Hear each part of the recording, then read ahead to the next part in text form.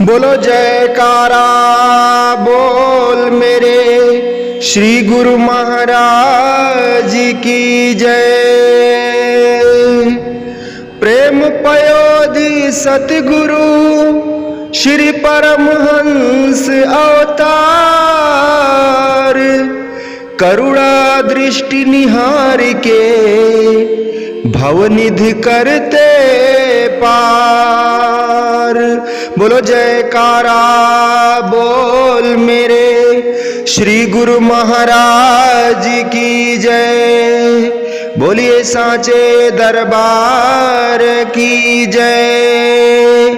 श्री आनंदपुर वासी भगवान की जय। श्री नगली निवासी भगवान की जय। समस्त भगत जी को जय सच्चिदानंद जी। भगत जी इस चैनल को सब्सक्राइब कीजिए, वीडियो को भी लाइक कीजिए और इस वीडियो को ज्यादा से ज्यादा गुरुमुखों के पास शेयर कीजिए ताकि यह भक्तिमय सत्संग समस्त गुरुमुख जन तक पहुंच सके और सभी गुरुमुख इस सत्संग को सुनकर लाभ उठा सकें, क्योंकि यह प्यारा सा सत्संग श्री परमहंस अद्वैत मत ग्रंथ से लिया गया है।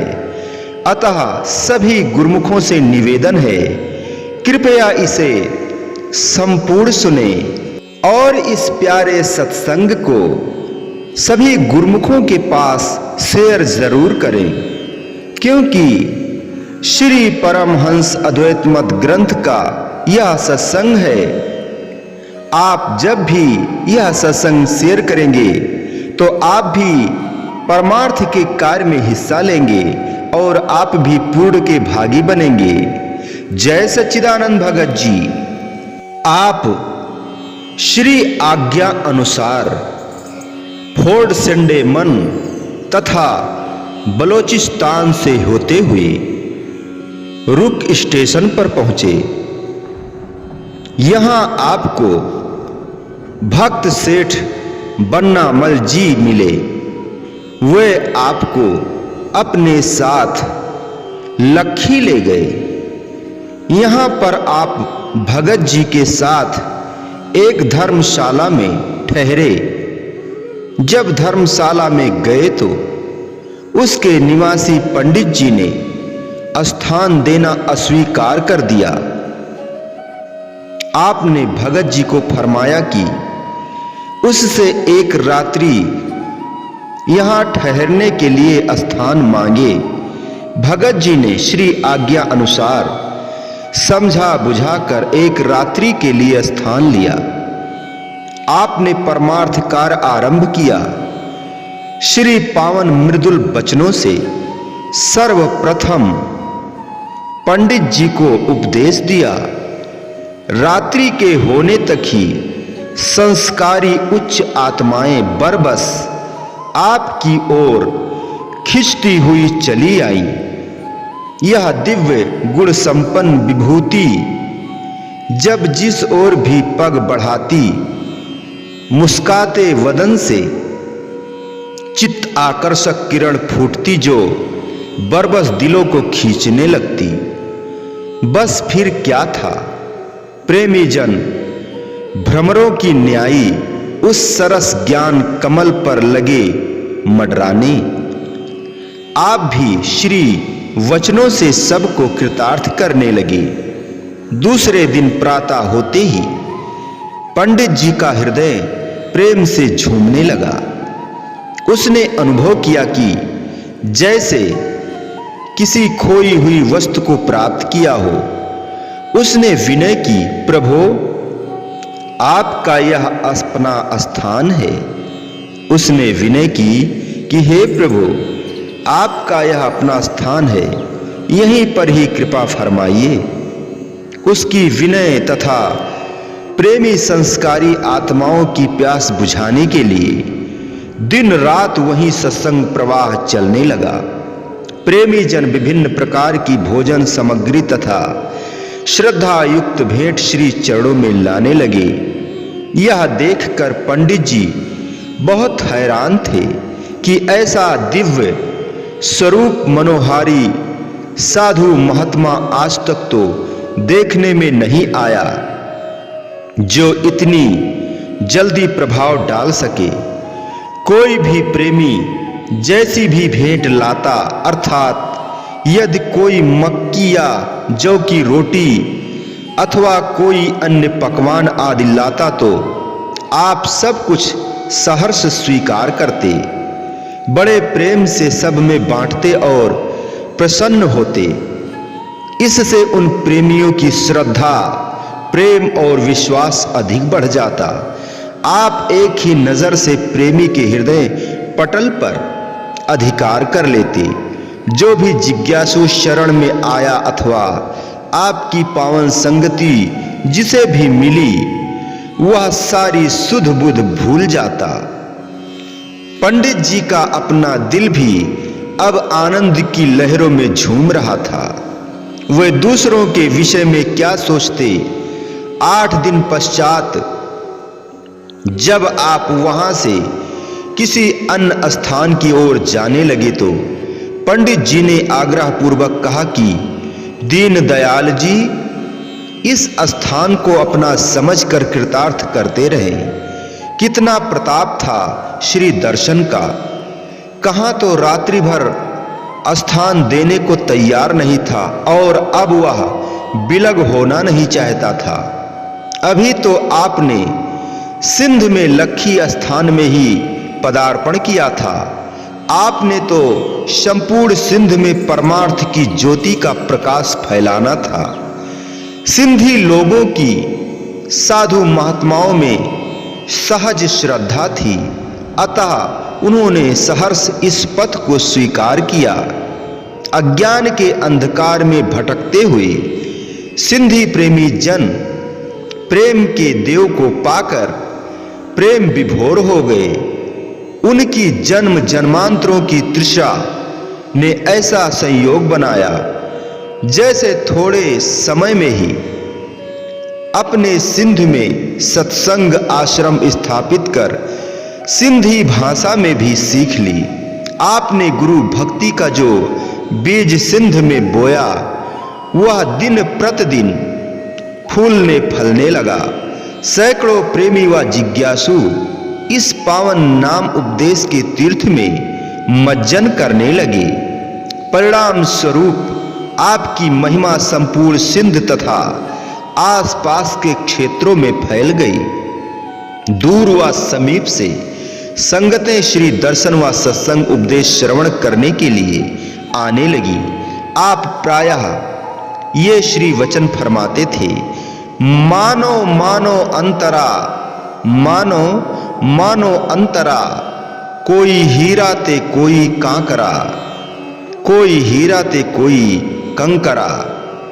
संसार में अपने पूर्व जन्मों के संस्कार के परिणाम स्वरूप मानव जन्म तो मिल गया, परंतु मनुष्य मनुष्य में भी अंतर होता है। इनमें से कुछ हीरे के समान है, शेष कंकरों के समान है। अर्थात जिसने मानव जन्म पाकर अपने लक्ष्य को प्राप्त करने का प्रयत्न नहीं किया, प्रभु मिलन की जिसने दिल में तड़प ही नहीं पैदा की, वह मानव जन्म पाकर भी 84 लाख योनियों में जाने की तैयारी कर रहा है। ऐसे जीवों को संत महापुरुषों ने कंकड़ों और पत्थरों का दर्जा दिया है। जिसने मानव जन्म को पाकर पूर्ण पुरुषों की संगति में उनसे अनमोल नाम रूपी हीरे को प्राप्त किया तथा उस नाम शब्द की कमाई की, उनका जीवन हीरे के समान है। हीरा अत्यंत मूल्यवान वस्तु है, परंतु इसकी अपेक्षा कंकरों का क्या मूल्य है। कंकरों को सब पांव के नीचे ही रौंदते हैं। इसी प्रकार ही मानव जीवन की कीमत केवल संत महापुरुष ही जानते हैं। वही इस हीरे की परख कराते हैं। यह संसार सागर की न्यायी है, यह संसार सागर की न्यायी है। इससे पार उतरने का ढंग संत महापुरुष समय के संत सद्गुरु ही जानते हैं। जिस मनुष्य ने संत महापुरुषों की सुसंगति ग्रहण कर ली वह उच्च संस्कारी आत्मा है। यह उच्च संस्कारी आत्मा ही मानव रूपी मानव जन्म रूपी हीरे का मूल्य पहचान सकती है। अतः महापुरुष यही उपदेश देते हैं कि ऐ जीव, अपने मानव जीवन के ध्येय को प्राप्त कर और इस संसार सागर से पार हो जा। मानव जन्म, मानव जीवन को प्राप्त करने का यही परम लक्ष्य है। अपने लक्ष्य की पहचान कर इस प्रकार आप सत्संग उपदेश की पावन गंगा निरंतर बहा रहे थे और प्रेमी जन संस्कारी आत्माएं उसमें मज्जन कर कृतार्थ हो रही थीं। आप सिंध प्रांत के प्रत्येक गांव में तथा उस पूर्ण क्षेत्र में नाम की ज्योति का प्रकाश फैलाने में संलग्न थे। आप लखी से एक बार भैन गांव में गए। वहां पर भक्त ककुमल जी तथा भक्त फिरंदमल जी के घर ठहरे। कुछ समय पश्चात वहां आश्रम भी बनवाया। वहां पर आप नित्य प्रत नदी के किनारे सुहावने वातावरण में एकांत शांत स्थान पर रात्रि समय भजन अभ्यास के लिए जाते तथा दिन के समय सत्संग कार्य करते। आप पर ब्रह्म होते हुए भी नर लीला के रूप में सर्वकार जन कल्याण के लिए करते और जिसे जीव की बुद्धि समझ ही नहीं सकती थी। किसी भक्त के मन में यह ख्याल आया जो श्री चरणों की सेवा में रहता था। उसने सोचा कि श्री सद्गुरुदेव महाराज जी भी हमारी ही तरह रात्रि को विश्राम करते हैं, प्रातः उठते हैं और दिन के समय सत्संग कार्य करते हैं। हमें तो हर समय भजन अभ्यास नियम पूर्वक करने के लिए उपदेश देते हैं और जाने स्वयं कब भजन अभ्यास करते हैं। प्रभाव भी इनका इतना है कि हृदय में किसी और के लिए स्थान ही नहीं है। प्रभाव भी इनका इतना है कि हृदय में किसी और के लिए स्थान ही नहीं रहा। ऐसा तेजोमय सुंदर स्वरूप है जिससे आप लोग इधर खींचे चले आते हैं। मैं स्वयं भी तो दीवाना बना रहता हूं। समझ में कुछ नहीं आता कि यह कैसी लीला है। कई बार श्री चरणों में कुछ पूछने के लिए जाता हूं, परंतु सम्मुख जाते ही सब कुछ भूल जाता हूं। इधर आप दिन के समय सत्संग का कार्य करते और रात्रि समय जब समस्त संसार निद्रा में सोया हुआ होता तथा आपके सेवक भी गहरी निद्रा में सो जाते तो आप उठकर योगाभ्यास के लिए दूर चले जाया करते थे। आश्रम से दूर बांध के समीप आपने एक आसन बनाया था, वहां पर जाकर विराजमान हो जाते। प्रातः लोगों के उठने से पहले ही लौट आते ताकि किसी को भी पता ना चले। संत महापुरुषों का यह आदिकाल का नियम है कि या निशा सर्वभूतानां तस्या जागृत संयमी यस्याम जागृत भूतानि सा निशा पश्यन्तो मुनेः। अर्थात संपूर्ण भूत प्राणियों के लिए जो रात्रि है उस नित्य शुद्ध बोध स्वरूप परम आनंद में ब्रह्मनिष्ठ योगी पुरुष जागता है और जिस नाशवान क्षण भंगुर सांसारिक सुखों की आशाओं में सब भूत प्राणी जागते हैं, तत्व को जानने वाले मनुष्यों के लिए वह रात्रि होती है। अर्थात जब संसार के लिए रात्रि होती है योगी व परमात्मा से मिलने वाले अभिलाषियों का वही दिन होता है। वे इस शांत एकांत वातावरण में भजन अभ्यास में लीन हो जाते हैं। जब संसारी लोगों का दिन होता है तो संत महापुरुषों की रात्रि होती है, क्योंकि दिन के समय संत महापुरुष परमार्थ का कार्य करते हुए थोड़ा सा विश्राम कर लेते हैं। श्री रामचरित्र मानस के अयोध्या कांड में लक्ष्मण जी गुह को उपदेश देते हुए फरमाते हैं कि यही जग जामिन जागहि जोगी, परमार्थी प्रपंच वियोगी। कि इस संसार रूपी रात्रि में वे योगी जन जागते हैं जो माया से विरक्त तथा परमार्थी होते हैं, और वही रात्रि के समय योगाभ्यास किया करते हैं। एक दिन क्या हुआ कि रात्रि के समय वही भक्त नींद से उठा और आपको पलंग पर विश्राम न करते हुए देखकर चकित हो गया। इधर उधर देखकर वह सोचने लगा कि महापुरुषों की लीला अपार होती है। गए होंगे किसी प्रेमी का गृह कृतार्थ करने, आपके आने की राह देखते देखते उसे नींद आ गई। इस प्रकार निरंतर 3-4 रात्रि ऐसा हुआ कि उसकी नींद खुल जाती और वह उठकर देखता तो आप पलंग पर विश्राम करते हुए दिखाई न देते। प्रातः उठने पर आपको पलंग पर विराजमान पाता। उसके मन में उत्कंठा उत्पन्न हुई कि रात्रि समय आप कहाँ चले जाते हैं। इसके दूसरे दिन वह रात्रि काल में जागता रहा। जब आप रात्र को उठकर जाने लगे तो वह भी चुपके से आपके पीछे हो लिया। जब आप अपने नियत स्थान पर पहुंचे तो उसने देखा कि एक आधारी यानी कि लकड़ी की बनी हुई बैरागन आपके आसन पर सीधी खड़ी है। आप वहां जाकर अपने आसन पर विराजमान हो गए और नयन मूंद कर अपने आनंद में लीन हो गए। वह भक्त भी थोड़ी दूरी पर दुबक कर बैठ गया और श्री छवि को निहारता रहा। जब आप वापस लौटे तो उसने आधारी को वैसे का वैसा खड़े हुए पाया। उसके दिल में इस आधारी अर्थात बैरागन के समीप जाकर उसके परीक्षण का विचार उठा। वह छुपकर एक ओर हो गया।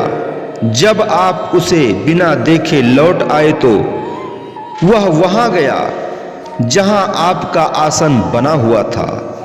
आसन कुशों का था, ऊपर सफेद चादर बिछी हुई थी। उसके ऊपर आधारी बिल्कुल सीधी खड़ी हुई थी। उसने उसे हिलाया, परंतु आश्चर्य, वह आधारी तो सुमेरु पर्वत की तरह अडिग तथा अचल थी। उसने नीचे ऊपर सब ओर देखा कि कहीं कोई कील तो नहीं लगाई है। उसने ऊपर नीचे सब ओर देखा कि कहीं कोई कील तो नहीं लगाई गई, परंतु कहीं भी कुछ दिखाई न दिया। उसने उसे खूब जोर से हिलाया, लेकिन हिलाने में असफलता प्राप्त हुई। यहाँ तक कि कुशा के आसन को भी धरती से 1 इंच ऊपर न उठा सका। उसने आसन के आगे वंदना की और लौट आया। मार्ग में बार बार पीछे की ओर देखता कि कहीं अभी वह आधारी गिरी तो नहीं। वह तो अपने प्रभु की आज्ञा अनुसार साधना में लीन थी कि कब रात्रि हो और उसके मालिक उसे कृतार्थ करें। वह भक्त पुनः लौट गया और श्रद्धा प्रेम से उस आसन के सामने बार बार वंदना कर आधारी की स्तुति अपने उद्गारों में इस प्रकार की, अय आधारी योगिन बंतु प्रभु के ध्यान में लीन रहे, अडिग हिमालय की भांति तू एक जगह आसीन रहे। जड़ होकर भी प्रेम का अद्भुत सबको पाठ पढ़ाती है, प्रीत निभाने की रीत का ढंग विचित्र बताती है। अब वह मन ही मन लजाता हुआ आश्रम में गया। आते ही आप जी के श्री चरणों में दंडवत की। आपने मुस्कुराते हुए पूछा, प्रेमी कहाँ गया था? उसने पुनः पुनः वंदना कर क्षमा मांगी और विनय की कि प्रभु, मेरे मन ने मुझे धोखा दिया था, आपने कृपा की है, इसीलिए क्षमा मांगता हूं। आपने वचन फरमाए, संत महापुरुषों की परीक्षा लेना उचित नहीं। यह मन तो जन्म जन्म से जीवों का शत्रु है। पग पग पर जीव को धोखे में डालकर इसे गिरावट की ओर ले जाता है। मन ही तो जीव को भक्ति मार्ग पर चलने नहीं देता।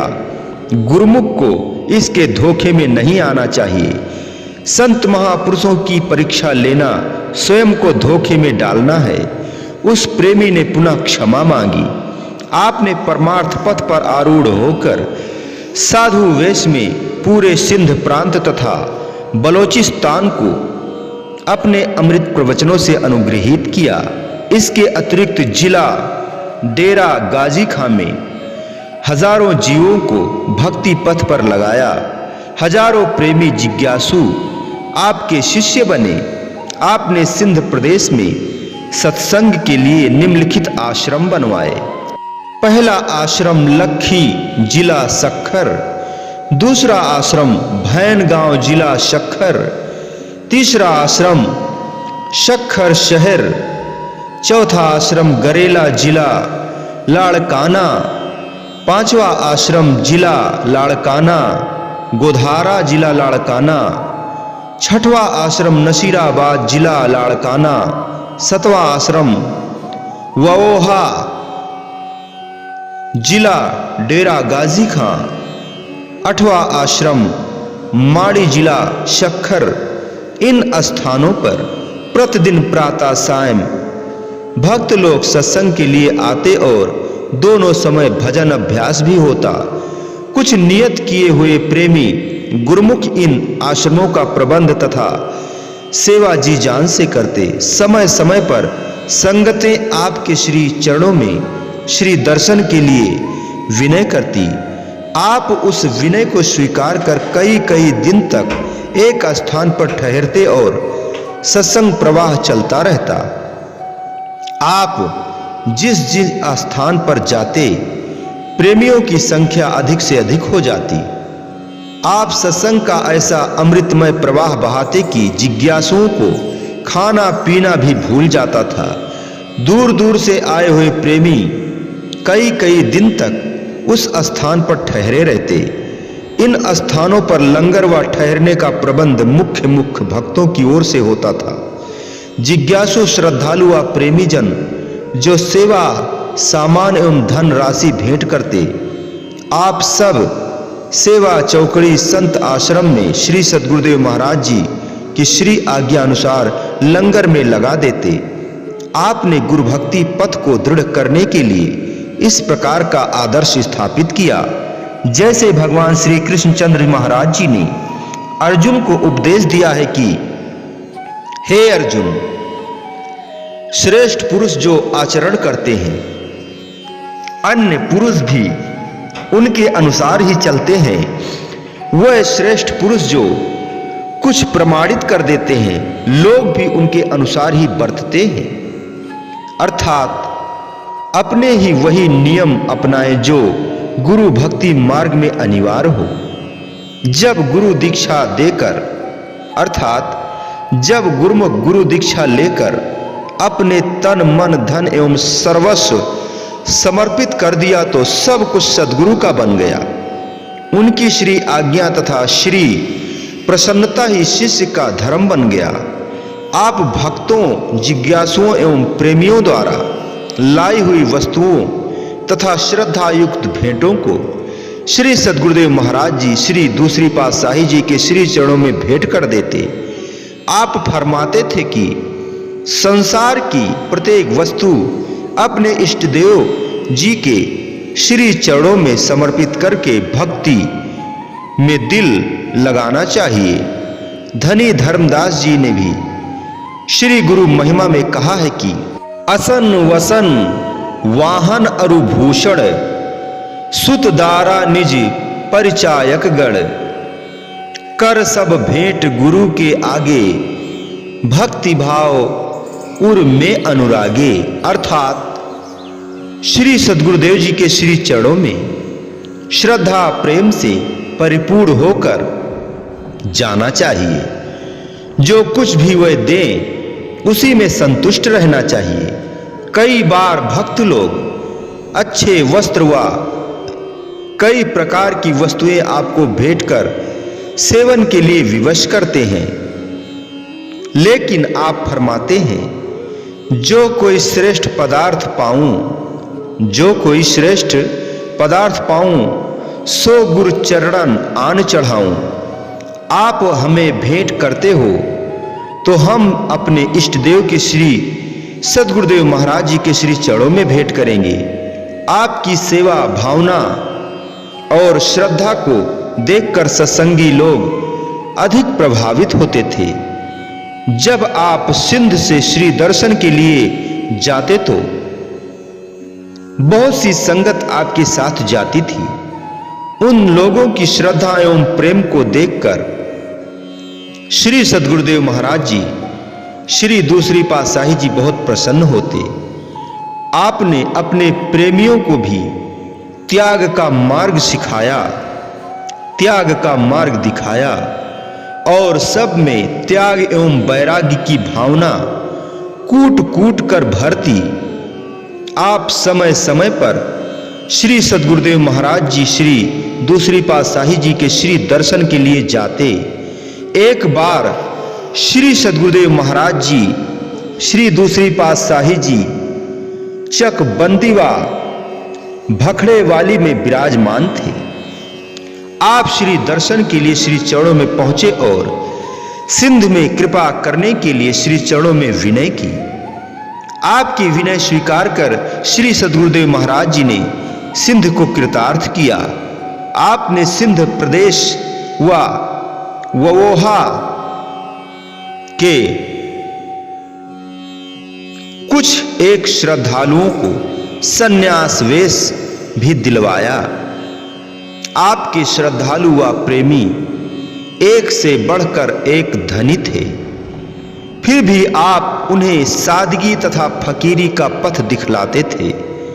प्रेमी बढ़िया से बढ़िया भोग प्रसाद भेंट करते, परंतु आप मक्की का फुलका तथा साग ही पसंद करते थे और उसी का ही श्री भोग लगाते।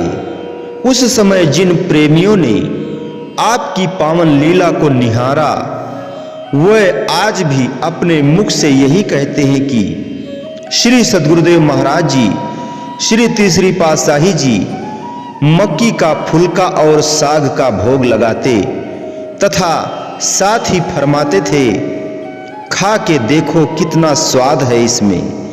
ऐसा स्वाद तो पकवान और अन्य पदार्थों में भी नहीं मिलता। साधारण भोजन से मन भी शुद्ध होता है, इसीलिए प्रेमी जन सात्विक भोजन ही श्री भोग के लिए लाया करते थे। आपकी श्रद्धा व भावना श्री सद्गुरुदेव महाराज जी के प्रति उच्च स्तर की थी। एक बार आप स्थान गरेला जिला लाड़काना सिंध में विराजमान थे। गरेला में आपके कई धनाढ़ भक्त भी श्रद्धालु थे। उनमें से भक्त जमेतराय ने अपने भ्रमण के लिए एक कार खरीदी थी। शाम के समय जब वह सैर के लिए जाता तो आपको भी सैर के लिए कार पर ले जाता। आप 3-4 बार तो उसके साथ कार पर जाते, पुनः कुछ सोचकर कार पर जाना छोड़ दिया। भक्त जमेतराय ने, जो आपका अनन्य श्रद्धालु था, आपसे कार पर न जाने का कारण पूछा। पहले तो आपने कोई कारण न बताया, परंतु उसके अगाध प्रेम को देखकर आपने बताया कि श्री सद्गुरुदेव महाराज जी श्री दूसरी पातशाही जी तो सैर व यात्रा पैदल चलकर घोड़े पर चढ़कर करते हैं और हम यहाँ कार में बैठकर सैर करें, यह बात हमें शोभा नहीं देती। आपकी श्रद्धा व सच्चाई का प्रभाव उस पर ऐसा पड़ा कि उसने विनय की, यदि आप आज्ञा दे तो मैं अपनी यह कार श्री सद्गुरुदेव महाराज जी श्री दूसरी पातशाही जी के श्री चरणों में समर्पित कर दूं, क्योंकि इस कार को खरीद किए हुए अभी थोड़ा सा समय ही हुआ है। यदि आपकी मौज हो तो नई कार भी ली जा सकती है। आप श्री तीसरी पातशाही जी ने फरमाया कि भेंट करनी है तो नई वस्तु भेंट की जाए जो एक बार भी अपने प्रयोग में न लाई गई हो। नई वस्तु श्री चरणों में भेंट करना अधिक अच्छा होता है। इस प्रकार आप भगत जी को उचित सलाह देकर उसको साथ लेकर लाड़काना सिंध में लाहौर पंजाब गए। वहां से डाज कंपनी की नई कार खरीदी और उसे वहां से आश्रम पगाला जिला गुजरावाला में ले गए। यह प्रसंग मार्च 1933 का है। उस समय श्री श्री 108 श्री सद्गुरुदेव जी महाराज जी श्री दूसरी पातशाही जी संत आश्रम पगाला जिला गुजरावाला में संगतों को श्री दर्शन व अमृत वचनों से निहाल कर रहे थे। जब आप व भगत जी कार लेकर पहुंचे तो श्री सद्गुरुदेव महाराज जी ने फरमाया कि हमें कार की जरूरत नहीं है, हमें तो पैदल यात्रा करने में बड़ा आनंद मिलता है। लेकिन आपकी व भगत जी की अत्यधिक श्रद्धा व प्रेम को देखकर श्री सद्गुरुदेव महाराज जी को कार स्वीकार करनी पड़ी। भक्त हरनाम सिंह महात्मापुर श्रद्धानंद जी कार चलाना जानते थे, अतः वह श्री सद्गुरुदेव महाराज जी को सैर पर ले जाते रहे। श्री सद्गुरुदेव महाराज जी को कार पर विराजमान हुए देख सारी संगत तथा आप श्री तीसरी पातशाही जी महाराज अत्यंत हर्षित हुए। इसके बाद आपने परमार्थ के लिए श्री आज्ञा अनुसार सिंध जाना था। आप लौटने को तैयार हुए। भगत जी भी आपके साथ पुनः स्थान गरेला सिंध आ गए। आप अपने परमार्थ पथ पर चलते हुए दिन रात सत्संग की धारा प्रवाहित करने लगे। संत रज्जब दास जी का कथन है कि संत नदी जल मेघला, संत नदी जल मेघला चले विहंगम चाल, रज्जब जहां जहां पग धरे तहां तहां करे निहाल। संत महापुरुष नदी व बादल पक्षी की चाल चला करते हैं। ये तीनों जहां जहां पर कदम रखते हैं सबको शीतल बना देते हैं। आपके प्रेमी आप में अनन्य अनुराग और अचल निष्ठा रखते थे। अब आप अपनी उच्च संस्कारी आत्माओं को जो सांसारिक व्यवहार में ग्रस्त थीं परंतु परमार्थ पथ के लिए भी जिज्ञासु थीं, उन्हें इस पथ पर लाने के लिए स्वयं उनके पास गए। उनमें से एक भक्त हजारी मल जी महात्मा परम विवेकानंद जी भी थे। आप सिंध में बीचांजी स्थान में सत्संग की अमृत धारा प्रवाहित कर रहे थे। आपके निवास स्थान से लगभग 5-6 मील की दूरी पर एक गांव भिरकड़ था, जहां लोग पैदल जाया करते थे, जहां लोग पैदल आया जाया करते थे। उन दिनों यातायात के साधन सुगम न थे, सवारी इत्यादि का कोई प्रबंध न था। वहां एक भगत किसी कार्य के लिए नित्य प्रत पैदल जाया करता था। एक दिन आपकी मौज उठी कि हम भी उस गांव में जाएं। आपने उस भक्त को कहा कि हमने भी उस गांव में जाना है। उसने विनय की, प्रभु गर्मियों का मौसम है, पृथ्वी बहुत तपती है, जिस पर पैदल चलने से आपको बहुत कष्ट होगा। यही अच्छा होगा कि आप अब न जाकर फिर कभी जाएं। आपने फरमाया कि हमारी आज वहां जाने की मौज उठी है, क्योंकि वहां बहुत जरूरी काम है, इसलिए हमें वहां अवश्य ही पहुंचना है। उस भक्त महापुरुषों के गुप्त रहस्यों को न समझता हुआ चुप हो गया और आप भी उसके साथ गांव भीरकड़ जा पहुंचे। भीरकड़ पहुंचकर आप सीधे एक स्कूल में गए जहां लड़के पढ़ते थे। स्कूल में सब लड़कों को निहारते हुए उनकी दृष्टि भक्त हजारी मल पर पड़ी, जो 7वीं कक्षा में पढ़ते थे। इन्हें देखकर आप दिल में विचार करने लगे कि यही लड़का उत्तम संस्कारी मालूम होता है, यही हमारे काम का है। भक्त हजारी मल को समीप बुलवाया, उससे कुछ वार्तालाप किया। पाठशाला के सभी लड़के देखकर दंग रह गए कि हजारी मल को क्या हो गया है। उसकी आंखों में आपके मिलने से एक अनूठी मस्ती छा गई। वह उसी समय ही पद पंकज का भंवरा बन गया।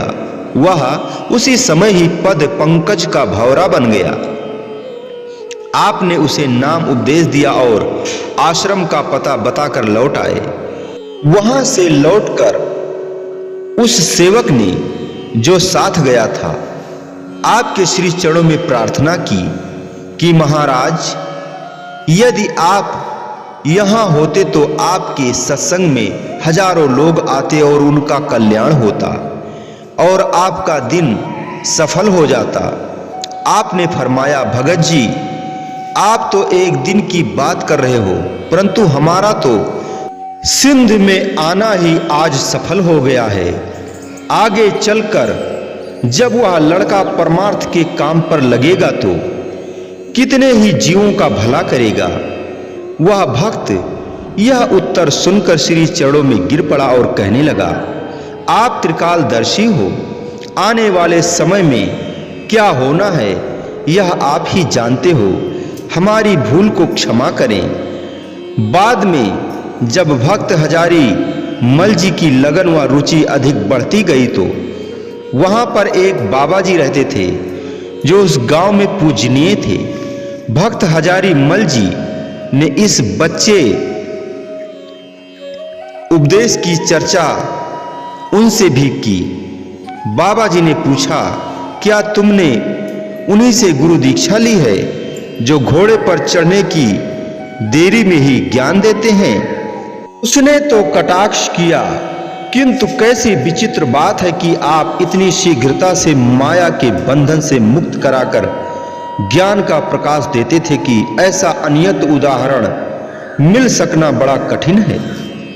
भक्त हजारी मल जी एक बार श्री दर्शन के लिए लखी गए और बाबा जी वाली बात श्री चरणों में निवेदित की। आपने मुस्कुराते हुए फरमाया, हमने धुर दरगाही हुक्म को देखना है ना कि बाबा जी को। उन्होंने अपना काम करना है, हमने अपना काम करना है। महापुरुष तो त्रिकालदर्शी होते हैं, जो उनकी अपनी रूहें अर्थात परमार्थ तथा गुरु भक्ति पर चलने वाली रूहें होती हैं। वह उनको स्वयं ढूंढकर उनसे परमार्थ का कार्य करवाते हैं। कितनी अपरंपार लीला है। जिस मालिक को मिलने के लिए योगी ऋषि मुनि तपस्या करते हैं, हजारों वर्षों की तपस्या करने पर भी उन्हें मालिक की प्राप्ति सुलभ नहीं होती, वही इष्टदेव मालिक संत महापुरुषों के रूप में शिष्य की खोज करते हैं। भक्त हजारी मल जी का कहना है कि जनवरी सन 1936 में मुझे टीबी की बीमारी हो गई थी। मैं टीबी अस्पताल में दाखिल हुआ। 7 मास वहां रहा, परंतु चिकित्सा करने पर भी ठीक ना हुआ। डॉक्टरों ने मुझे कहा कि तुम्हारा रोग 3रे दर्जे पर पहुंच चुका है। यह क्षय रोग अर्थात टीबी किसी भी दशा में ठीक नहीं हो सकता। भक्त हजारी मल जी ने मन में सोचा कि अब बचने की कोई आशा नहीं है, इसीलिए क्यों ना मैं अपने जीवन के कुछ ही दिन श्री सद्गुरुदेव महाराज जी की सेवा में व्यतीत कर लूं। वे शक्खर शहर के सैनिटोरियम अस्पताल से सीधे लक्ष्मी के आश्रम पर पहुंचकर सेवा करने लगी। एक दिन उन्होंने अपने मन में सोचा कि मरने से पहले एक बार मुझे श्री सद्गुरुदेव महाराज जी के श्री पवित्र दर्शन हो जाते तो अच्छा होता। उस समय श्री सद्गुरुदेव महाराज जी श्री तीसरी पातशाही जी नसीराबाद में विराजमान थे और सत्संग का कार्य पहले से अधिक बढ़ चुका था। परंतु जिस समय उनका विनय पत्र श्री चरणों में पहुंचा तो आपने महात्मा अनमोल धर्मानंद जी को लक्ष्य स्थान पर भेजा कि भक्त हजारी मल जी को अपने साथ नसीराबाद ले आओ। जब महात्मा अनमोल धर्मानंद जी लक्ष्य पहुंचे तो क्या देखते हैं कि भगत जी को 103 डिग्री का बुखार है और स्टेशन पर पहुंचने के लिए कोई सवारी भी नहीं है। जब महात्मा जी ने भगत जी को श्री दर्शनों के लिए चलने का संदेश दिया तो उनकी खुशी की सीमा ना रही। उन्हें बुखार भूल गया और वह साथ चलने को तैयार हो गए। रेलवे स्टेशन रुक वहां से 5 मील की दूरी पर था। गाड़ी का समय भी हो चुका था। उन्होंने 5 मील का रास्ता भागते भागते तय कर स्टेशन पर गाड़ी को पकड़ा। लक्ष्य स्थान से लोगों ने भगत जी को इस हालत में जाने से मना किया था कि ऐसा ना हो कि रास्ते में तुम्हारी हालत अधिक बिगड़ जाए। परंतु भगत जी ने किसी की एक ना मानी। जब वह स्टेशन पर पहुंचे तो बुखार स्वयं उतर गया और सब लोग हैरान हो गए। जो बुखार डॉक्टरों के इतना इलाज करने पर भी ना उतरा वह उस दिन बिल्कुल ही उतर गया और कुछ समय पश्चात क्षय रोग भी समाप्त हो गया और भगत जी निरोग हो गए। डॉक्टर बोधराज जी ने इनका बहुत इलाज किया था। वह जब कभी इनसे मिलते तो श्री सद्गुरुदेव महाराज जी की महिमा करते हुए कहते कि जहां डॉक्टरों का दिमाग ने काम नहीं किया वहां श्री सद्गुरुदेव महाराज जी की कृपा काम कर गई। निसंदेह धन्य है श्री सद्गुरुदेव महाराज जी। अब भक्त हजारी मल जी श्री दरबार में शरणागत होकर हित चित्त से सेवा करने लगे तथा कुछ समय पश्चात श्री सद्गुरुदेव महाराज जी श्री तीसरी पातशाही जी ने इन्हें साधु वेश प्रदान कर इनका नाम महात्मा परम विवेकानंद जी रखा। इन्होंने अंतिम श्वास तक बड़े उत्साह, श्रद्धा, प्रेम और सच्ची लगन से श्री दरबार की सेवा की। इस प्रकार से संपूर्ण सिंध में आप श्री तीसरी पातशाही जी ने नाम की अमर ज्योति का प्रकाश कोने कोने में भर दिया। पहले से ही आप श्री 108 श्री सद्गुरुदेव महाराज जी श्री दूसरी पातशाही जी की श्री आज्ञा अनुसार अपने ही नाम पर नाम की दीक्षा दे रहे थे तथा संपूर्ण सिंध के भक्तों के घर में आपकी ही श्री मूर्ति विराजमान थी। अन्य प्रचारक महात्मा जन जिनको श्री सद्गुरुदेव महाराज जी श्री दूसरी पातशाही जी ने अन्य स्थानों पर सत्संग उपदेश के लिए भेजा था वह श्री सद्गुरुदेव महाराज जी श्री दूसरी पातशाही जी के नाम पर सत्संग कर रहे थे। उनमें से कुछ महात्मा जनों ने आते जाते हुए सिंध में एक अनोखी रचना देखी कि आप श्री तीसरी पातशाही जी महाराज अपने नाम पर नाम उपदेश व गुरु दीक्षा देते हैं तथा अपनी ही पूजा करवाते हैं। उनके दिल में कुछ शंका उत्पन्न हो गई। एक बार महात्मा धर्मात्मानंद जी से रहा ना गया। उन्होंने श्री सद्गुरुदेव महाराज जी श्री दूसरी पातशाही जी के श्री चरणों में जाकर सिंध का सारा वृतांत कह सुनाया। श्री सद्गुरुदेव महाराज जी ने फरमाया, वे हमारी ही आज्ञा से सब कुछ कर रहे हैं, इसमें किसी संशय को करने की कोई आवश्यकता नहीं है। इसमें किसी को संशय करने की आवश्यकता नहीं। बिना आज्ञा के ऐसा करने की किसमें शक्ति है। उन महात्मा जी ने क्षमा मांगी। जब उन्होंने भी श्री सद्गुरुदेव महाराज जी श्री तीसरी पातशाही जी के बढ़ते हुए तेज को देखा तो श्रद्धा व प्रेम से आपकी सेवा करने लगे और अंतिम श्वास तक श्री दरबार की सेवा करते रहे। आप श्री तीसरी पातशाही जी महाराज की विनय पर श्री सद्गुरुदेव महाराज जी श्री दूसरी पातशाही जी सिंध में पधारे।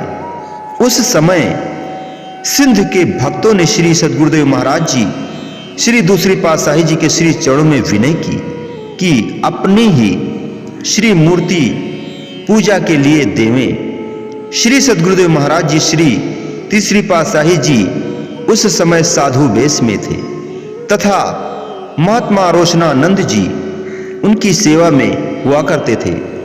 भक्तों के विनय करने पर श्री सद्गुरुदेव महाराज जी श्री दूसरी पातशाही जी ने आप श्री तीसरी पातशाही जी की ओर संकेत करते हुए फरमाया, आप लोगों के पास जो पहले श्री मूर्ति है वही ठीक है, अर्थात आपने पहले ही दर्शा दिया कि ये तीसरी पातशाही जी महाराज परिपूर्ण है, हम में और कोई भेद नहीं है, उनमें और हम में कोई भेद नहीं है।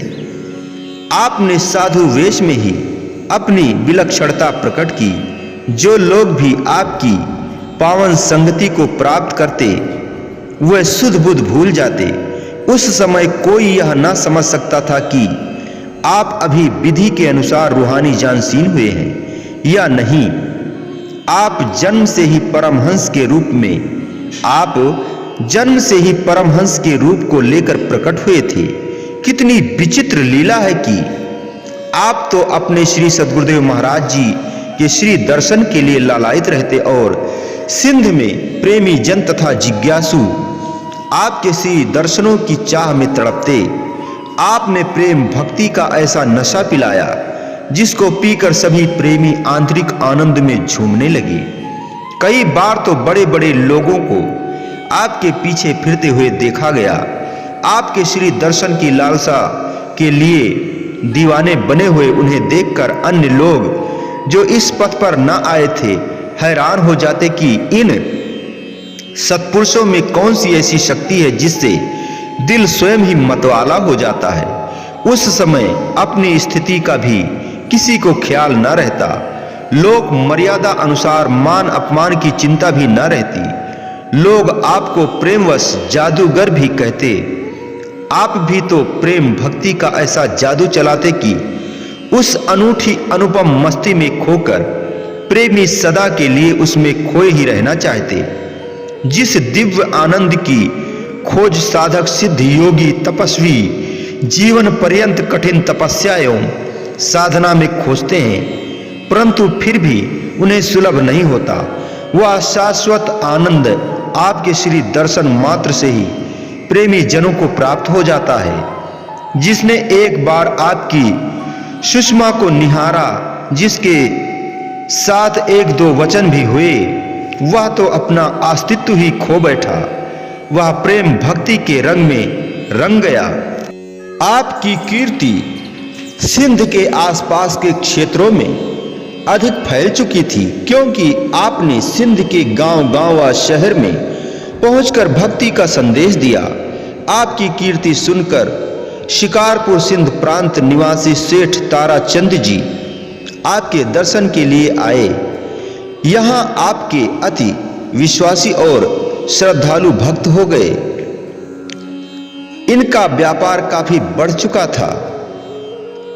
इनका व्यापार शिकारपुर के अतिरिक्त कोयटा बलोचिस्तान में भी चलता था तथा वहां पर ठहरने के लिए कोठियां भी बनी हुई थीं। सेठ ताराचंद जी व्यापार के काम के लिए जब भी कोयटा जाते तो आप जी के श्री चरणों में प्रार्थना करते कि कोयटा चलकर अपने पावन सत्संग रूपी अमृत से जीवों की प्यास बुझाएं।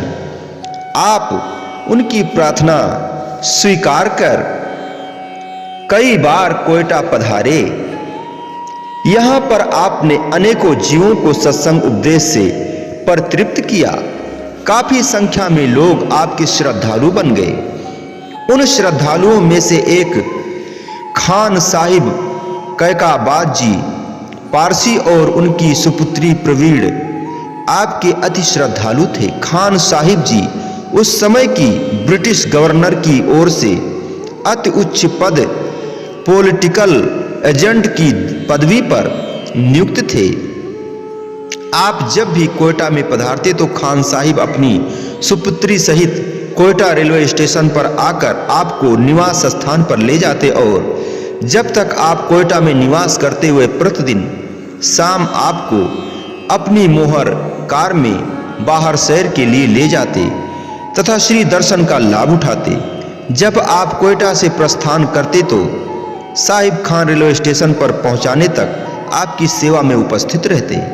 एक बार आपके कोयटा से अन्य स्थान पर पधारने के दिन साहिब खान जी एक आवश्यक सरकारी काम में उलझे हुए थे। वह समय पर स्टेशन न पहुंच सके, परंतु उनके मन में अत्यधिक व्याकुलता थी, अतः वह कार के बीच में ही छोड़कर रेलवे स्टेशन पर जा पहुंचे। खान साहिब जी ने रेलवे प्लेटफार्म पर पांव रखा ही था कि गाड़ी ने चलने की सीटी बजा दी। खान साहिब जी उन्मत्त होकर उस डिब्बे की ओर भागे जिसमें आप विराजमान थे। खान साहिब जी जैसे भागते हुए दिखाई दिए तो गार्ड ने उन्हें देखते ही गाड़ी रोक दी और वह आपके पास ही पहुंच गए और उन्होंने श्री चरणों को स्पर्श कर अपने आप को कृतार्थ किया। खान साहिब जी को प्लेटफार्म पर भागते हुए देखकर उस समय वहां जितने लोग उपस्थित थे सभी चकित हो गए कि इतने ऊंचे पद के अधिकारी साधारण मनुष्यों की भांति कहां भागे जा रहे हैं। उस समय खान साहिब जी को किसी की भी चिंता न थी। जो मनुष्य अपने रूहानी रहनुमा जिनसे कि उसको आत्मिक शांति प्राप्त हुई हो और फिर वह अपने मालिक से बिछुड़ रहा हो, भला ऐसे मालिक के श्री दर्शन और चरण स्पर्श करने के लिए जाते समय किसी अन्य और ध्यान कैसे जा सकता है। सत्य तो है कि सच्चे प्रेमी को अपने प्रियतम के अतिरिक्त कुछ भी अच्छा नहीं लगता। वह उनके प्रेम में इतना आनंद विभोर हो जाता है कि उसे उस आंतरिक आनंद तथा वास्तविक प्रेम में दुनियावी मान अपमान हान लाभ सब मिथ्या दिखाई देते हैं। खान साहिब जी भी इसी सच्चे प्रेम के रंग में रंगे हुए थे, जिनका स्पष्ट रूप लोगों के सामने स्वयं प्रकट हो गया। गाड़ी में आपने अपने प्रेमी की आतुरता को मिटाने के लिए 2-3 श्री अमृत वचन भी फरमाए। प्रेमी ने चरण स्पर्श भी किया और एक क्षण श्री दर्शन श्री अमृत वचनों का पान भी कर लिया। पुनः गाड़ी चल पड़ी और खान साहिब जी बिना किसी और ध्यान दिए अपने काम पर लौट आए। श्री सद्गुरुदेव महाराज जी श्री तीसरी पातशाही जी सिंध लौट आए। यहाँ पर गांव-गांव में आप आत्म ज्योति को दर्शाने हेतु अनवरत परमार्थ पथ पर आरूढ़ रहे। आपने श्री चौकड़ी संत आश्रम में श्री सद्गुरुदेव महाराज जी श्री दूसरी पातशाही जी के श्री चरणों में सिंध में कृपा करने के लिए विनय की। आपकी विनय स्वीकार कर श्री सद्गुरुदेव महाराज जी सन 1934 में अंतिम बार लखी सिंध पधारे। वह आपको प्रथम दृष्टि में ही पहचान चुके थे कि आपका अवतार भी परमार्थ कार्य के लिए चलने के लिए हुआ है। इसीलिए तो उन्होंने आपको साधु वेश प्रदान करते ही आपको अपने नाम पर ही उपदेश देने की आज्ञा दी थी। अब इस रहस्य को सबके सामने सांकेतिक भाषा में प्रकट करने लगी। श्री सद्गुरुदेव महाराज जी श्री दूसरी पातशाही जी लखी सिंध में शहर के स्थान के चौबारे पर विराजमान थे और सप्ताह में एक बार संगत को नीचे आकर श्री दर्शन देने की कृपा करते थे।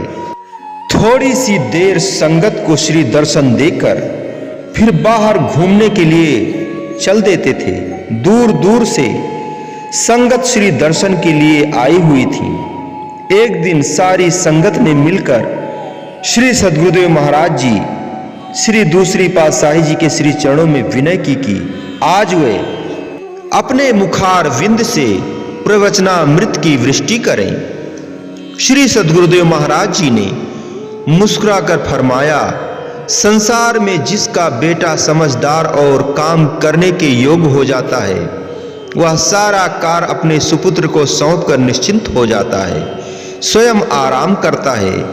अब हमारा यह प्रिय शिष्य श्री स्वामी श्री तीसरी पातशाही जी की ओर संकेत करते हुए, कबीर अर्थात बड़ा हो चुका है, अब तुम लोगों को ये सत्संग सुनाएंगे और हम विश्राम करेंगे। जो इनके श्री वचनों पर चलेगा तथा उन पर आचरण करेगा वह हमारे आशीर्वाद का पात्र होगा। महापुरुषों के रहस्य को कौन समझ सकता है कि श्री सद्गुरुदेव महाराज जी कौन से आराम फरमाने के संबंध में वचन फरमा रहे थे। जब सन 1936 में श्री सद्गुरुदेव महाराज जी श्री दूसरी पातशाही जी निज स्वरूप में लीन हो गए, तब उनका यह रहस्य सब पर प्रकट हुआ। यहाँ सिंध में श्री सद्गुरुदेव महाराज जी श्री दूसरी पातशाही जी ने सन 1934 का दीपावली पर्व मनाया। इसके पश्चात वह अन्य स्थानों में सत्संग उपदेश करते हुए चौकड़ी सत्संग आश्रम में विराजमान हुए। 1934 की दीपावली के पश्चात सब महात्मा जनों को चौकड़ी संत आश्रम में बुलवाकर रूहानी उत्तराधिकारी के विषय में रहस्य प्रकट किया, जिसमें आपको श्री स्वामी जी श्री तीसरी पातशाही जी महाराज जी को रूहानी उत्तराधिकारी बनने के विषय में सबके सम्मुख वचन किए। पुनीत निर्देश श्री सद्गुरुदेव महाराज जी श्री दूसरी पातशाही जी के जीवन चरित्र में आ चुके हैं। श्री 108 श्री सद्गुरुदेव महाराज जी श्री दूसरी पातशाही जी जनवरी सन 1936 में दिल्ली में विराजमान थे। श्री परम पवित्र मौज के अनुसार आप श्री तीसरी पातशाही जी को सिंध में बुलवाया। आपने तीसरी पातशाही जी महाराज जी को सिंध से बुलवाया। आपके आने पर 1-2 दिन लगातार एकांत स्थान में प्रवचन होते रहे। 2 दिन पश्चात महात्मा सतविचारानंद जी को, जो वहीं पर थे, अपने उत्तराधिकारी के संबंध में हुक्मनामा लिखवाया और यह फरमाया, हमारे रूहानी जानशीन स्वामी श्री स्वामी वैराग आनंद जी की ओर संकेत कर कि यही होंगे। यह गुप्त भेद सबके सामने, अर्थात यह गुप्त भेद समय पर इनके परामर्श से दरबार के सब महात्मा बाइयां भक्त भक्तानियां एवं संपूर्ण गुरुमुख संगत पर प्रकट कर देना, हर तरह से इनकी आज्ञा मानना। वैसे तो हमने चौकड़ी संत आश्रम पर सब महात्माओं की मंडली में इनके संबंध में काफी कुछ कह दिया है, परंतु प्रकट रूप में आपने सब पर प्रकट करना है। हमारी ओर से सबको दुआ आशीर्वाद है। महात्मा सतविचारानंद जी ने साष्टांग दंडवत वंदना की और क्षमा मांगी कि स्वामिन, हम नादान जीवों के अपराधों को क्षमा कर दो। श्री सद्गुरुदेव महाराज जी श्री दूसरी पातशाही जी ने क्षमा करते हुए फरमाया, हम आपकी सच्ची श्रद्धा भावना और भक्ति प्रेम को, हम आपकी सच्ची श्रद्धा भावना और प्रेम भक्ति से बहुत प्रसन्न हैं। इसी प्रकार हित चित से गुरु दरबार की सेवा करते हुए जीवन सफल करना। अपने परम शिष्य को सर्व प्रकार से परिपूर्ण गुण संपन्न तत्वनिष्ठ जानकर श्री सद्गुरुदेव महाराज जी श्री दूसरी पातशाही जी ने संपूर्ण रूहानी ताकत अर्थात आध्यात्मिक शक्ति उन्हें समर्पित कर दी और स्वयं निश्चिंत हो गए। इसके पश्चात श्री सद्गुरुदेव महाराज जी श्री दूसरी पातशाही जी 9 अप्रैल सन 1936 ईस्वी तद अनुसार 28 चैत्र संवत 1993 विक्रमी वीरवार को नगली साहिब में निज स्वरूप में लीन हुए। 2 मास 24 दिन के बाद चौकड़ी संत आश्रम में प्रथम महात्मा सतविचारानंद जी ने अरसाद नामा अर्थात श्री आज्ञा सर्व संगत को सुनाया। अतएव पुरातन मर्यादा अनुसार श्री सद्गुरुदेव महाराज जी श्री स्वामी वैराग आनंद जी महाराज 3 जुलाई सन 1936 ईस्वी तद अनुसार 20 आषाढ़ संवत 1993 विक्रमी आषाढ़ सुदी 14 शुक्रवार के शुभ दिन इस संप्रदाय के तृतीय महाराज धीराज के रूप में परमार्थिक राज सिंहासन पर विराजमान हुए। विधिवत केसर तिलक लगाया गया।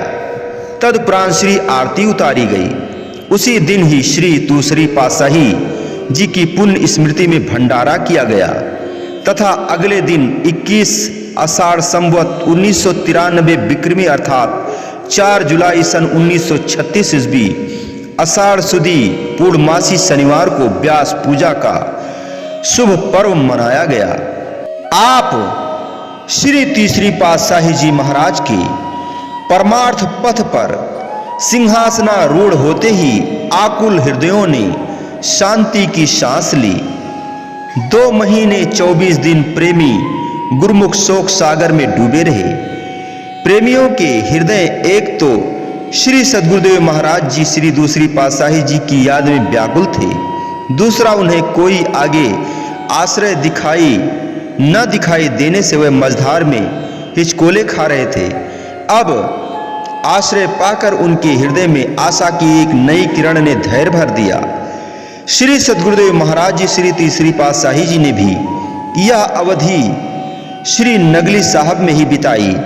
आप स्वयं श्री सद्गुरुदेव प्रेम में सदा आकुल रहते, जिससे कोई भी इस रहस्य को जान समझ न सका।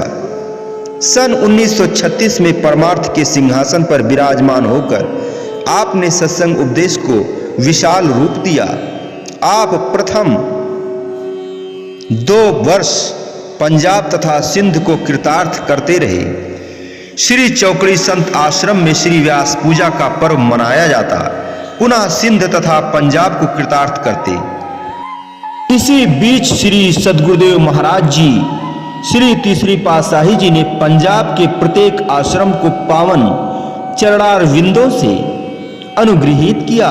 कितना सौभाग्य है इन स्थानों का, जहां पर स्वयं कुल मालिक संत स्वरूप ने इन्हें पवित्र करने आए।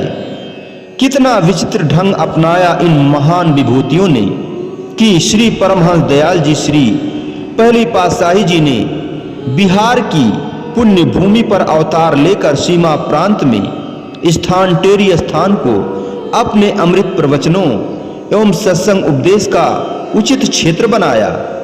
यही टेरी क्षेत्र श्री सद्गुरुदेव महाराज जी श्री दूसरी पातशाही जी का जन्म स्थान बना। श्री सद्गुरुदेव महाराज जी श्री दूसरी पातशाही जी ने टेरी में अवतार लेकर सत्संग उपदेश का प्रमुख केंद्र लक्की मरवत को बनाया। इसी लक्की मरवत में इस संप्रदाय की 2 महान विभूतियां श्री स्वामी जी श्री तीसरी पातशाही जी महाराज व श्री स्वामी जी श्री चौथी पातशाही महाराज जी अवतरित हुए। श्री सद्गुरुदेव महाराज जी श्री दूसरी पातशाही जी ने पंजाब को सत्संग उपदेश का केंद्र बनाया तथा श्री सद्गुरुदेव महाराज जी श्री तीसरी पातशाही जी कुछ समय यहाँ विराजमान रहे तो इसी पंजाब की पुण्य भूमि में इस संप्रदाय के श्री पंचम पातशाही जी श्री सद्गुरुदेव महाराज जी भी प्रकट हुए।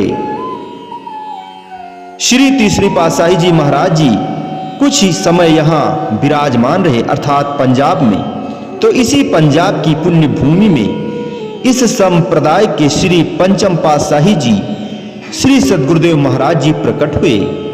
आप श्री तीसरी पातशाही जी ने दिन रात एक करके श्री सद्गुरुदेव महाराज जी श्री दूसरी पातशाही जी के श्री वचनों को साकार रूप दिया।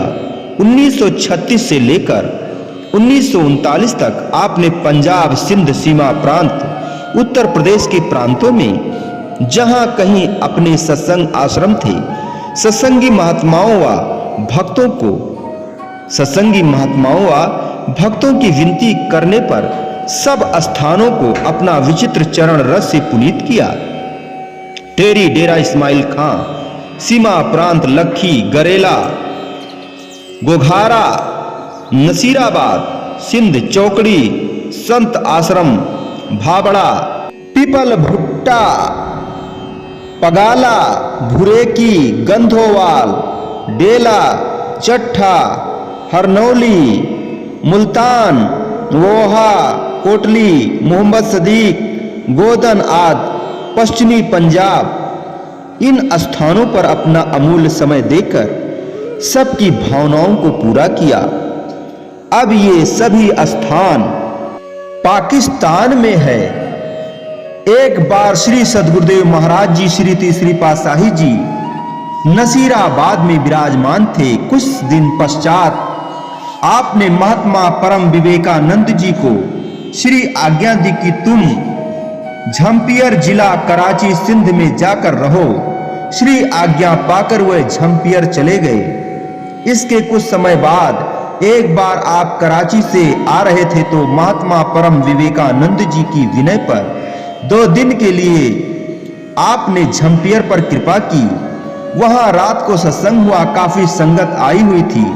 वहां की संगत को संबोधित करते हुए आपने फरमाया, गुरुमुखों, पानी का अपना कोई रंग रूप नहीं होता। जैसा रंग उसमें डालो वैसा ही उसका रंग हो जाता है।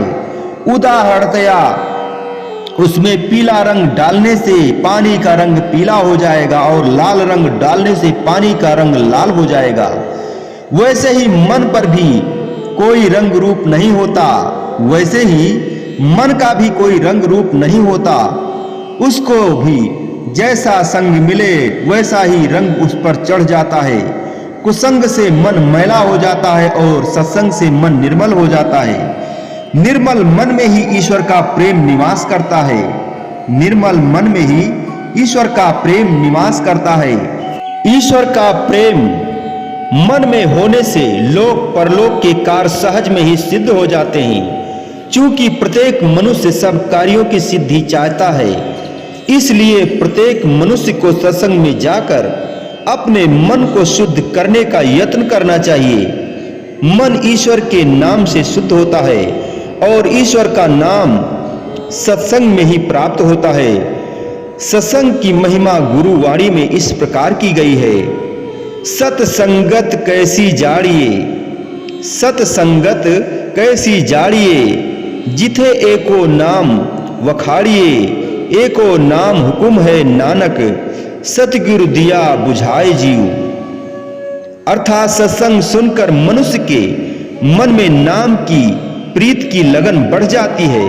जब लगन बढ़ती है तो प्रकृति भी सहायता करती है और उसका मिलाप संत सद्गुरु से हो जाता है। भाग्यशाली जीव संत सद्गुरु से नाम की प्रीति प्राप्त कर, नाम की प्राप्ति कर, उसका अभ्यास करके जन्म मरण के दुखों से छुटकारा पाकर सच्चा सुख प्राप्त कर लेता है। यही मनुष्य जन्म का वास्तविक लाभ है। जब संगत चली गई तो महात्मा परम विवेकानंद जी से, जो भक्त वेश में थे, आपने पूछा, क्या यहाँ सत्संग सदा होता है? महात्मा जी ने विनय की, प्रभो, यहाँ कोई सत्संग नहीं होता। आपने फरमाया, वह भी कोई शहर है जहां सत्संग नहीं होता। तुम यहां सत्संग करना आरंभ करो। महात्मा जी का कहना है कि सत्संग करना तो मैं जानता नहीं था, परंतु यह विश्वास था कि जिन्होंने श्री आज्ञा प्रदान की है वह कार्य करने की शक्ति भी स्वयं प्रदान करेंगे। महात्मा जी ने शहर के कुछ व्यक्तियों से सत्संग आरंभ करने की बात कही। उन्होंने कहा कि यहाँ पहले बड़े बड़े महात्मा सत्संग करने का प्रयत्न कर चुके हैं, उन्हें सफलता नहीं मिली। यहाँ की धरती भी पथरीली है और मनुष्यों के दिल भी पत्थर जैसे हैं। महात्मा जी ने यह सब वृतांत श्री सद्गुरुदेव महाराज जी के श्री चरणों में सुनाया। श्री सद्गुरुदेव महाराज जी ने फरमाया, अमूल्य हीरे लाल भी पत्थरों में दबे हुए होते हैं। हीरे लालों की उत्पत्ति भी पत्थरों में से होती है, वे परिश्रम करने से ही निकलते हैं। श्री सद्गुरुदेव महाराज जी ने पुनः कहीं अन्यत्र कृपा की। उनके पधारने के बाद महात्मा जी ने सत्संग का कार्य श्री वचनानुसार आरंभ किया। धीरे धीरे संस्कारी रूहें भी श्री दरबार की महिमा सुनकर मोह माया रूपी पत्थरों से हटकर बाहर निकलती आईं। यह भाव यह कि जिज्ञासु सत्संग में आने लगे। परिणाम यह हुआ कि वहां कुछ दिनों में भक्तों की संख्या बढ़ गई और सत्संग का कार्य अच्छा चलने लगा। सत्संग के लिए एक आश्रम बनवाया गया जहां सैकड़ों भक्त लोग सत्संग से लाभ उठाने लगे। झंपियर शहर के लोग कहने लगे कि जो काम पहले किसी से ना हो सका वह कार्य श्री सद्गुरुदेव महाराज जी के संकेत मात्र से हो गया। निसंदेह श्री सद्गुरुदेव महाराज जी कोई अद्वितीय शक्ति हैं। झंपियर शहर और इसके आसपास के क्षेत्रों से कितने ही व्यक्ति शरण में आए और श्री दरबार की सेवा करते करते बाद में साधु बन गए। उनमें से महात्मा अमर सत्यानंद जी व महात्मा अमर सुखानंद जी मुख्य थे। उन्होंने श्री दरबार की सेवा के साथ अनेक जीवों को परमार्थ पथ को दर्शाया। श्री सद्गुरुदेव महाराज जी त्रिकालदर्शी थे, जिन्होंने आरंभ में ही यह फरमा दिया कि परिश्रम करने से पहाड़ों में से अनमोल रत्न भी निकल आते हैं। वे अपनी संस्कारी रूहों को स्वयं जानते थे, इसलिए अपने साथ उन्हें मिलाने का कोई ना कोई कारण बन ही गया। झंपियर में सत्संग का कार्य आरंभ कराने का यही उनका तात्पर्य था। महापुरुषों की महिमा का कोई पार नहीं पा सकता। बोलो जयकारा बोल मेरे श्री गुरु महाराज की जय। बोलो साचे दरबार की जय। श्री आनंदपुरवासी भगवान की जय। श्री नगली निवासी भगवान की जय। समस्त भगत जी को जय सच्चिदानंद जी।